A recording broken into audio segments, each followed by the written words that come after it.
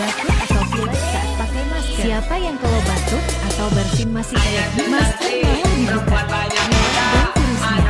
Masker dibuka dan pakai tangan. Tidak boleh juga bersin. Begini yang dianjurkan. Batuk atau bersin di dalam masker. Lepas masker, lalu bersihkan area sekitar mulut. Lalu ganti masker jika sudah dirasa kotor atau basah. Sesuai anjuran. Bila hanya memiliki satu masker, lapisi masker dengan tisu. Setelah bersin atau batuk, ganti tisunya. Sesuai anjuran.